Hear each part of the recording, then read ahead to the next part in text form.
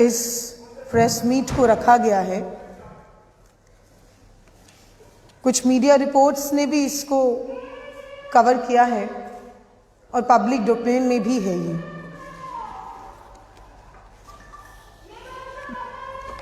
जैसा कि हम सभी जानते हैं कि महिलाओं को हर महीने एक मासिक चक्र से गुजरना पड़ता है और जिसे हम कहते हैं मेंस्ट्रुएशन साइकिल। और मैं मानती हूं कि समाज के अंदर महिलाओं के इस मुद्दे पर आज भी शर्म महसूस की जाती है।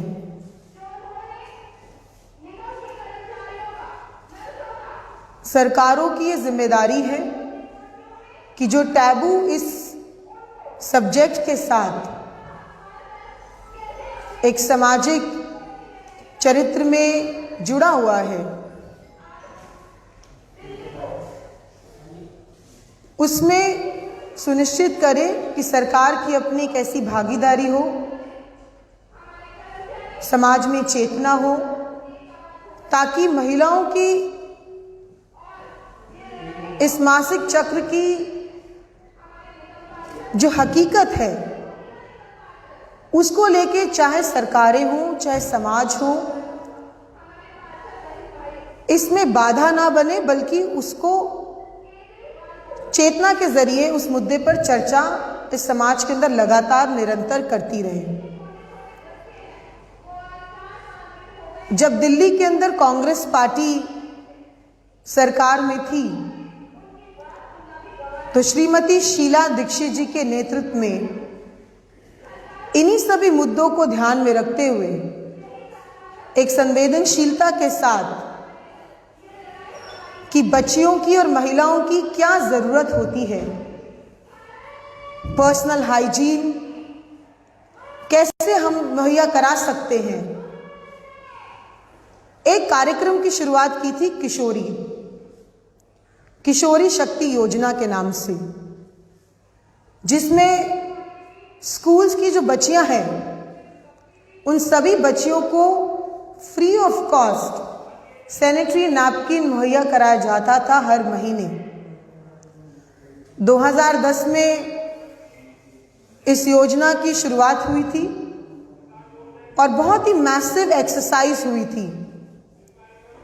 इस मैसिव एक्सरसाइज के जरिए सेल्फ हेल्प ग्रुप्स को एंगेज किया गया था, आंगनवाड़ी को एंगेज किया गया था और एक बड़े पैमाने में इस चर्चा को ओपन किया समाज में, जिससे लोग शर्माते थे, जिसकी वजह से बहुत सी स्कूल की बच्चियां थी जो स्कूल छोड़ देती थी, क्योंकि उनको हर महीने वो सुविधा नहीं मिल सकती थी। इसलिए वो प्रेफर करते थे कि उनकी बच्ची घर में बैठे और स्कूल में नहीं पढ़े।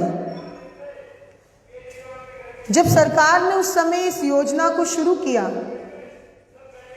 तो सभी सेक्शंस ने इसका खुला स्वागत किया और ये निरंतर चलती रही। हमने स्कूल्स की बच्चियों तक पहुंचाया सैनिटरी नैपकिन्स को, जो बच्चियां ड्रॉप आउट हो जाती थी उन तक इस सुविधा को पहुंचाने का प्रयास किया। लेकिन हमारा जो प्रयास था वो प्रयास सीजनल नहीं था और ना ही ओकेजनल था। और मेरा मानना है कि जो वर्तमान में दिल्ली के अंदर आम आदमी पार्टी की सरकार है, उसने इस किशोरी योजना को पहले तो बंद किया। बहुत समय तक इस योजना पर काम नहीं हुआ, सैनिटरी पैड्स मुहैया नहीं कराए गए, इस किशोरी योजना का नाम चेंज कर दिया गया और नाम चेंज करके 2019 में बच्चियों के लिए उड़ान नाम से इन्होंने इस योजना को लागू किया, जिसमें इन्होंने 6 सैनिटरी पैड का एक पैकेट 6 रुपए में आउट ऑफ स्कूल गर्ल्स को मुहैया कराने की मुहिम स्टार्ट की। मैं मानती हूं कि 2019 अप्रैल में जब इस योजना की शुरुआत हुई तो हमें ये उम्मीद थी कि शायद सरकार ने इस योजना को शुरू किया है तो अब ये योजना बंद नहीं होगी, क्योंकि सैनिटरी पैड जैसे एक व्यक्ति के लिए रोटी, कपड़ा और मकान जरूरत होता है, वैसे ही महिला के लिए सैनिटरी पैड एक नेसेसिटी है, एक एसेंशियल कमोडिटी है।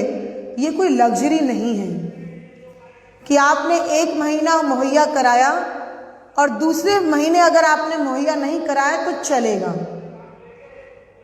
मैं मानती हूं कि इतनी असंवेदनशील सरकार, जिनके लिए महिलाओं के मुद्दे सिर्फ एक पॉलिटिक्स ऑफ ऑप्टिक्स है,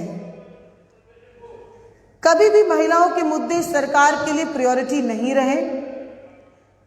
ये सरकार की योजना के जरिए दिखता है। वो कैसे दिखता है मैं आपको जरूर बताऊंगी। और खास ये कहना चाहूंगी कि जिस सरकार के लिए ये भी जरूरी नहीं है कि उनके कैबिनेट में एक महिला मंत्री हो, तो मैं समझती हूं कि महिलाओं के मुद्दों पर किस तरीके से योजनाएं बनेंगी या किस तरीके से उस पर काम होगा, क्या वो महिलाओं तक पहुंचेगी, ये सब एक बड़ा सवाल खड़ा हो जाता है जब एक मंत्रिमंडल में महिला मंत्री नहीं होती है। मैं आज आपके सामने जो पब्लिक डोमेन में इंफॉर्मेशन है, उस इंफॉर्मेशन के हिसाब से अप्रैल 2019 में इस स्कीम को लागू किया गया। 1 साल के लिए उन्होंने सप्लायर्स एंगेज करे। मार्च 2019 तक 1 साल पूरा होने के बाद नए फाइनेंशियल ईयर में उनको नए सप्लायर्स के लिए टेंडर्स फ्लोट करने थे। सरकार का ये कहना है क्योंकि पैंडेमिक चल रहा था इसलिए हम टेंडर्स फ्लोट नहीं कर पाए।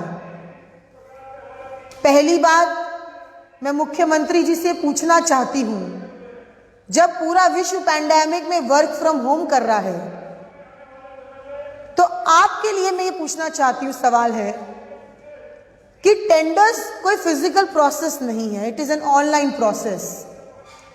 तो टेंडर को फ्लोट करने के लिए आप पैंडेमिक का रीजन नहीं साइट कर सकते हैं, क्योंकि ये एक सरकारी प्रक्रिया है जो कि वैसे भी ऑनलाइन ही की जाती है।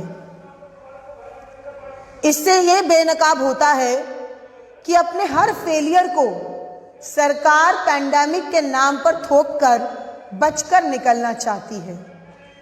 सरकार के पास हजारों करोड़ रुपए विज्ञापन पे खर्च करने के लिए तो हैं, लेकिन सरकार के पास मात्र 2.5 करोड़ रुपए साल का महिलाओं के लिए उनके मासिक चक्र में मदद करने के लिए सैनिटरी पैड्स के लिए नहीं है। सरकार ने ये बोला कि हमने नया टेंडर फ्लोट नहीं किया, लेकिन हमने पिछले साल जो है ये सैनिटरी नैपकिन्स बच्चियों तक पहुंचाए। पहली तो सरकार की स्कीम थी कि 50,000 बच्चियों तक देंगे, लेकिन सरकार ने वो तो नहीं किया, सिर्फ 30,000 बच्चियों तक ही ये स्कीम पहुंच पाई और वो भी टुकड़ों में पहुंच पाई। मैं आपको ये कागज दिखाना चाहती हूं, ये डॉक्यूमेंट है। इस डॉक्यूमेंट में साफ लिखा है कि अप्रैल मई जून उसमें ये सैनिटरी नैपकिन बच्चियों तक गए, लेकिन जुलाई अगस्त सितंबर में नहीं गए। फिर अक्टूबर नवंबर दिसंबर में गए और दिसंबर के बाद फिर बंद हो गए। यानी कि ये जो सरकार मार्च का बहाना बनाकर, पैंडेमिक का बहाना बनाकर अपने फेलियर के ऊपर लीपापोती कर रही है, ये इस बात का सबूत है। और ये वो दस्तावेज हैं जो इन्हीं के डिपार्टमेंट के लोग जब सर्वे करते हैं, डिस्ट्रीब्यूशन करते हैं, तो एक रिकॉर्ड मेंटेन करते हैं। और हम लोगों ने इसके जरिए ये पता लगाया है, इस दस्तावेज के जरिए, कि सिर्फ 12 महीनों में से 6 महीने तक ही सैनिटरी पैड की सुविधा उपलब्ध कराई और 6 महीने नहीं कराई। तो कोविड को जिम्मेदारी देना मैं मानती हूं कि इससे ज्यादा दुर्भाग्यपूर्ण नहीं हो सकता। एक कांग्रेस की सरकार थी जिसने 2010 से लेकर जब ये स्कीम शुरुआत की तो लगातार बिना किसी रुकावट के इस स्कीम को निरंतर जारी रखा, क्योंकि हम ये समझते हैं कि महिलाओं की ये निजी जरूरत ये कोई BMW या मर्सिडीज नहीं है। ये जिस तरीके से हमारे लिए भोजन होता है उसी तरीके से महिला के लिए सैनिटरी पैड की जो फैसिलिटी है ये एक एसेंशियल वस्तु होती है। और इससे सरकार का जो पूरा वक्तव्य है वो खारिज होता है, जिसकी हम कड़ी निंदा करते हैं। महिलाओं के नाम पर राजनीति करके दिल्ली में आम आदमी पार्टी की सरकार बनी। महिलाओं ने बहुत उम्मीदें लगाई। अब 11 साल से लेके 19 साल की बच्चियां, जो 30,000 बच्चियां जिनको इन्होंने शुरुआत में तो दिया लेकिन उसके बाद फिर बीच में छोड़ दिया, तो आज वो 30,000 बच्चियां भी इस सुविधा के लिए त्रस्त हो रखी हैं। सरकार का ये कहना है कि हम लोग नया टेंडर जो लाने वाले हैं उसकी हम क्वालिटी बढ़ाएंगे और उसमें 6 पैड से 10 पैड कर देंगे और हम इस स्कीम को नए तरीके से लागू करेंगे। तो मैं ये कहना चाहती हूं, ये सिर्फ भ्रष्टाचार करने का एक तरीका है। अगर आपकी नीयत साफ होती तो आप जब स्कीम को लागू कर चुके थे तो इस स्कीम के अंतर्गत बिना किसी गैप के आपने सुविधाओं को उन बच्चियों तक पहुंचाना चाहिए था। आपने बीच में 3 महीने जुलाई, अगस्त, सितंबर के भी नहीं दिए और उसके बाद जनवरी, फरवरी, मार्च में भी लड़कियों को सैनिटरी पैड की सुविधा उपलब्ध नहीं कराई गई। तो सरकार पहले अपने पिछले कारनामे का हिसाब दे। सरकार की हमारे सामने जो हकीकत है और उसकी जो नीयत है उस पे कांग्रेस पार्टी, दिल्ली प्रदेश महिला कांग्रेस और दिल्ली की वो हर बेटी सवाल खड़ा करती है जिनके नाम पे राजनीति की और इस मुद्दे पर भी अपनी संवेदनशीलता जो है नहीं दिखाई है। और मैं आज आपके माध्यम से ये जरूर कहना चाहूंगी कि दिल्ली के अंदर बच्चियों में जो कुपोषण है वो बढ़ता जा रहा है और मैं मानती हूं कि सरकार का नजरिया जो है बेटियों के लिए, महिलाओं के लिए दिल्ली को लेकर पूरी तरह से उदासीन रहा है।